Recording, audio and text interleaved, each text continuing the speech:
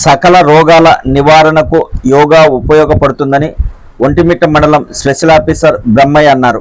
కడప జిల్లా ఒంటిమిట్ట రామాలయం పార్కులో ప్రపంచ యోగా దినోత్సవ వేడుకలు ఘనంగా నిర్వహించారు.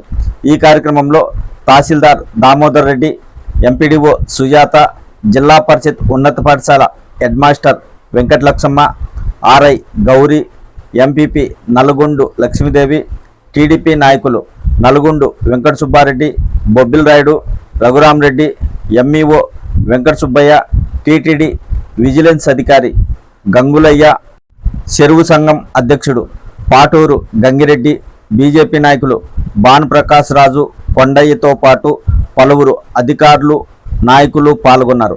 ఈ సందర్భంగా యోగా ట్రైనర్ కృపానంద్ వివిధ ఆసనాల ప్రాముఖ్యత గురించి ప్రజలకు వివరించారు. ఆసనాల వలన కలిగే ఉపయోగాలు తెలిపారు. యాక్సిడెంట్స్ కానీ అలా జరిగినప్పుడు ఇవి చాలా ఫిజియోథెరపీలో కూడా ఇవే చేయిస్తారు. నెక్స్ట్ ఆపోజిట్ యాంటీ క్లాక్ వైజ్లో తిప్పండి. పదంలో ఏకం చేయడం లేదా బంధించడం.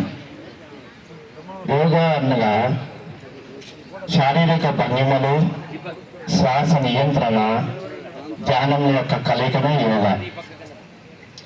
ఈ యోగా వల్ల కలిగే ప్రయోజనాలు ఏమిటంటే శారీరక దృఢత్వంతో పాటు మానసిక ఉల్లాసము, శరీరాన్ని, మనస్సులను, ఆత్మను ఏకం చేసే ఒక అభ్యాసము. దీనివల్ల మన శరీరంలో రక్త ప్రసరణ మెరుగుగా అవడమే కాకుండా మన శరీరంలో విషశల్యంగా ఉండబడే టాక్సిన్స్ను బయటికి పంపిస్తుంది. దీన్ని పశ్చిమ దేశాలకు పరిచయం చేసిన వ్యక్తి వివేకానంద, స్వామి వివేకానంద.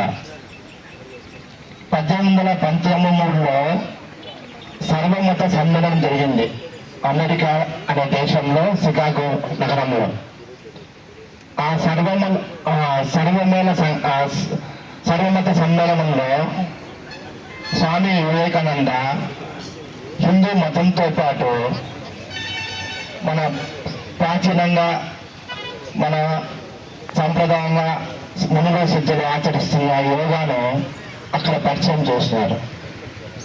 దాని తర్వాత 1896లో మహానాటంలో రాజయోగా అనే పుస్తకము అక్కడ రిలీజ్ చేసినాడు. అప్పుడు పెద్ద సంచలనంగా మారింది ఆ బుక్.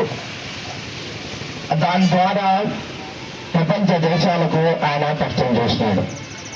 తర్వాత 121 years తర్వాత